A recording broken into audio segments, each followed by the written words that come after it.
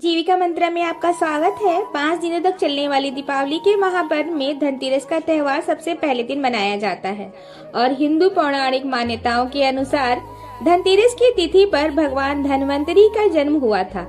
भगवान धन्वंतरी को आयुर्वेद और अच्छे स्वास्थ्य के देवता के रूप में पूजा जाता है। दीपावली पर धनतेरस के दिन भगवान धन्वंतरी की पूजा करने से जीवन में सुख, समृद्धि, ऐश्वर्य और अच्छे सेहत का आशीर्वाद प्राप्त होता है। साथ ही इस दिन खरीदारी करना भी बहुत शुभ माना जाता है। धनतेरस के दिन हर तरह के शुभ कार्य आरम्भ किए जा सकते हैं। इस दिन विशेष रूप से सोना, चांदी के आभूषण, नए बर्तन आदि खरीदारी की जाती है। धनतेरस के दिन इस प्रकार की विशेष चीज खरीदने पर माँ लक्ष्मी जी का आशीर्वाद मिलता है। ऐसी मान्यता है कि धनतेरस के दिन हम जिस भी वस्तु की खरीदारी करने लगते हैं उसमें 13 गुनी की वृद्धि हो जाती है। इसलिए आपको ध्यान रखना चाहिए कि कोई भी ऐसी गलती न करे, ऐसी वस्तु खरीद कर न लाएं जिससे कि अशुभता घर में आए। तो धनतेरस के दिन यह चीज कौन सी है, खास करके आज की वीडियो में आपको मैं ये बताऊंगी कि आपको इन 13 विशेष चीजों में से आपको कुछ न कुछ वस्तु खरीदनी ही चाहिए। अगर आप इन 13 वस्तुओं को ना भी खरीद पाए तो इसमें से जो भी आपके सामर्थ्य में हो वह वस्तु आप घर खरीद कर जरूर ले आ सकते हैं। धनतेरस के दिन माँ लक्ष्मी जी, कुबेर देवता, धन्वंतरी भगवान की पूजा करने से घर में हमेशा धन धान्य, शुभ समृद्धि, सौभाग्य, वैभव भरा रहता है। धनतेरस के दिन जो लोग सोने चांदी से बने हुए आभूषण या सोने चांदी न खरीद पाए उन्हें भी इन दिन कुछ चीजों को अवश्य खरीदारी करनी चाहिए। सबसे पहली वस्तु है नई झाड़ू। धनतेरस के दिन नई झाड़ू खरीदना बहुत शुभ माना जाता है। झाड़ू को माँ लक्ष्मी जी का प्रतीक माना जाता है और ऐसा माना जाता है कि नई झाड़ू से धनतेरस के दिन पहले पूजा करके फिर इसका उपयोग करने से घर के सारी नकारात्मक ऊर्जा दूर हो जाती है और घर में सुख समृद्धि का वास हो जाता है। अगर हो सके, सामर्थ्य हो तो धनतेरस के दिन एक झाड़ू का गुप्त दान अवश्य करना चाहिए। इसे आप मंदिर पर या किसी चौराहे पर या ऐसी जगह जहां से कोई जरूरतमंद व्यक्ति इस झाड़ू को उठा ले जाए वहां पर आपको रख देना चाहिए। दूसरी वस्तु है साबुत धनिया।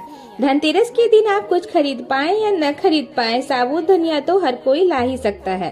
साबुत धनिया लाकर दीपावली के दिन उसे पूजा करने के बाद अपने घर की क्यारी में या गमले में डाल देना चाहिए। ऐसा करने से कहा जाता है कि घर में धन्य धान आय की वृद्धि होने लगती है।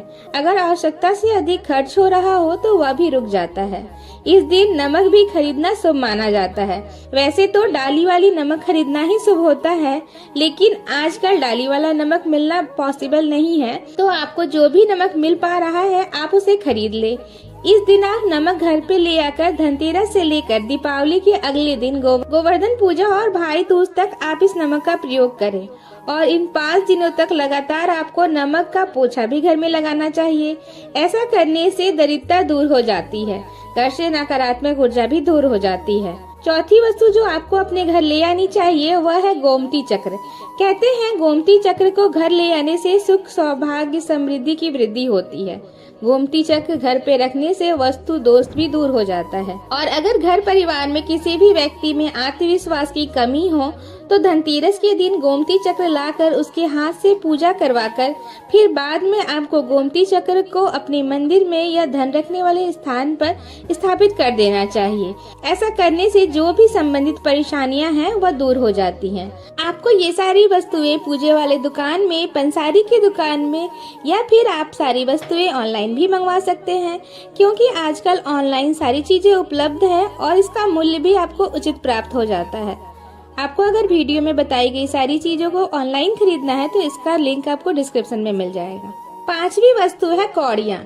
कौड़ियाँ आपको सफेद, काली, पीली, चितकबरी ऐसे बहुत सारे रंग की मिल जाएगी, लेकिन जो कौड़ियाँ आपको घर लेकर आनी है वह या तो सफेद होनी चाहिए या पीले रंग की होनी चाहिए। कहते हैं जिस घर में कौड़ियाँ होती हैं वहाँ पर माँ लक्ष्मी जी हमेशा वास करती हैं। कौड़ियाँ माँ लक्ष्मी जी को आकर्षित करती हैं, इसलिए आज के दिन आप 5, 7, 11, 13 कौड़ियाँ अपने घर अवश्य लाएं और उसकी या तो धनतेरस की शाम को या दीपावली के रात में उसकी पूजा पूजा करके रोली, अक्षत, कुमकुम अर्पित करके फिर एक लाल कपड़े में बांधकर आपको अपने घर में जहाँ पर भी आप धन रखते हैं वहाँ रख देना चाहिए। हर साल आप अपनी पुरानी कौड़ियों का पूजा कर सकते हैं। हर साल आपको नए कौड़ियाँ खरीदने की आवश्यकता नहीं है। अगर आप नई कौड़ियाँ खरीदना चाहते हैं तो पुरानी कौड़ियों को जल में प्रवाहित कर दे। छठी वस्तु है श्रीयंत्र।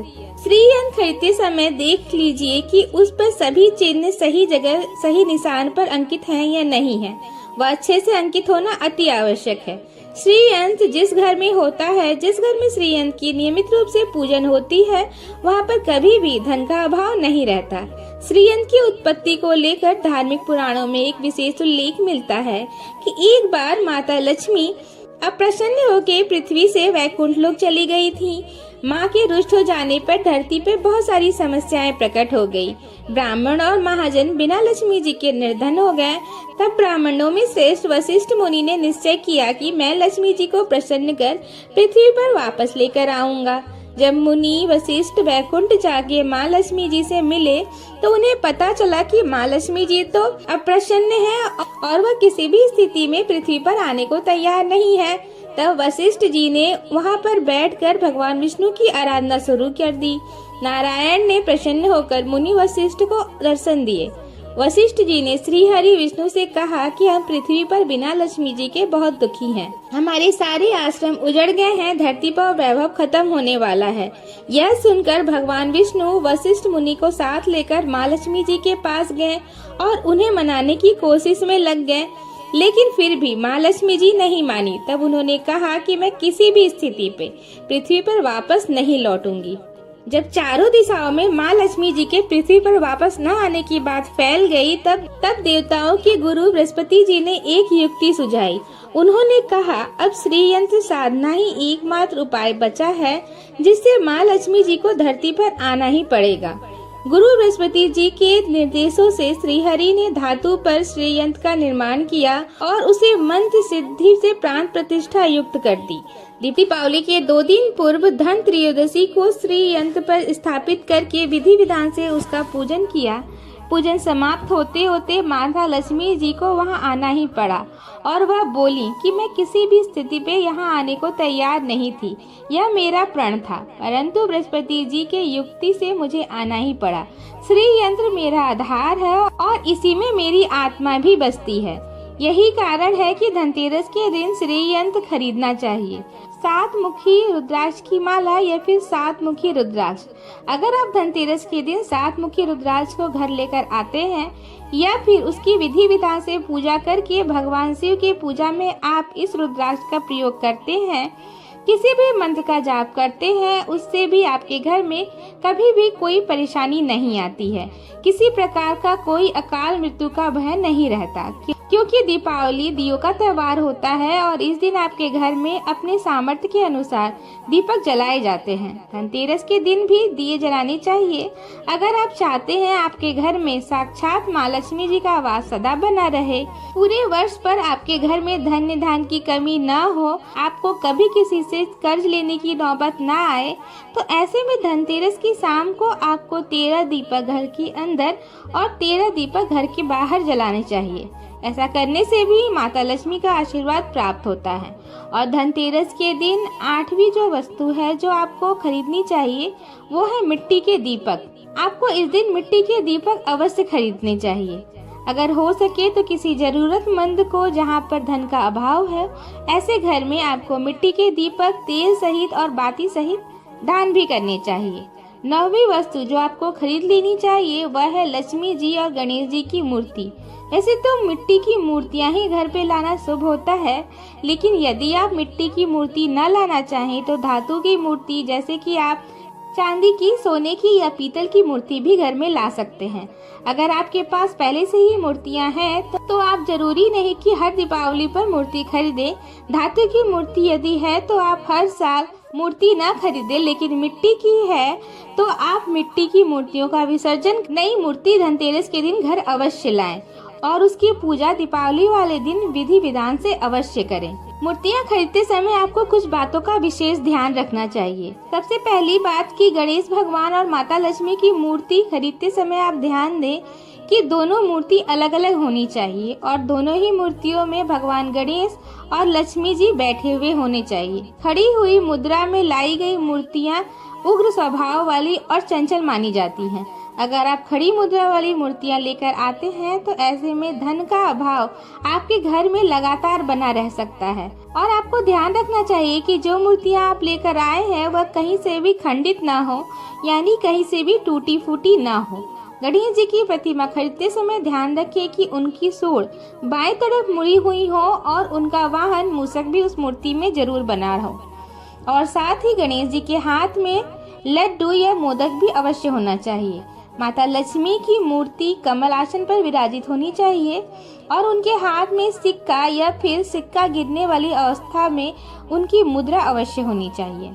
बहुत सारे लोग आज के दिन लक्ष्मी जी की मूर्ति उल्लू पर विराजमान लेकर आते हैं, लेकिन आपको हाथी और कमल के फूल पर विराजित लक्ष्मी जी की मूर्ति या तस्वीर ही घर लानी चाहिए। कभी भी प्लास्टिक या प्लास्टर ऑफ पेरिस, जिसे पीओपी भी कहते हैं, की मूर्ति हमें नहीं खरीदनी चाहिए, ना ही उसका पूजा में प्रयोग करना चाहिए। आप केवल मिट्टी की या धातु की मूर्ति या फिर अष्ट धातु की मूर्ति लेकर ही घर आएं। धनतेरस के दिन आपको जो 10वीं चीज खरीदनी चाहिए वह है कुबेर यंत्र। कुबेर यंत्र जिस घर में होता है वहाँ पर धन के देवता कुबेर का वास होता है। साथ ही माता लक्ष्मी भी वहाँ पर वास करती हैं। आपको उत्तर दिशा में ही धन कुबेर यंत्र की स्थापना करनी चाहिए। इस दिशा का सही निर्माण परिवार में समृद्धि और खुशियों को लेकर आता है। साथ ही अगर आपके घर में किसी तरह की कोई वस्तु दोष है तो भी कुबेर यंत्र घर में स्थापित करने से वह दोष खत्म हो जाता है।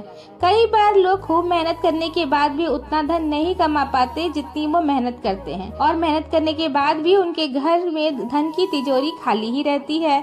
तो उसे पूरे साल भरे रखने के लिए आपको धनतेरस के दिन और दीपावली वाले दिन कुबेर यंत्र की विधि विधान से पूजा करनी चाहिए। कुबेर देवता का बीज मंत्र मैंने स्क्रीन पे लिख दिया है। आप इसका एक माला या कम से कम 51 बार जाप अवश्य करें। 11वीं वस्तु है सोने चांदी के आभूषण या फिर सिक्के। आपको अपने सामर्थ्य के अनुसार आज के दिन सोने चांदी के आभूषण या फिर कोई भी चांदी का सिक्का खरीदना चाहिए और उसकी पूजा आपको करनी चाहिए।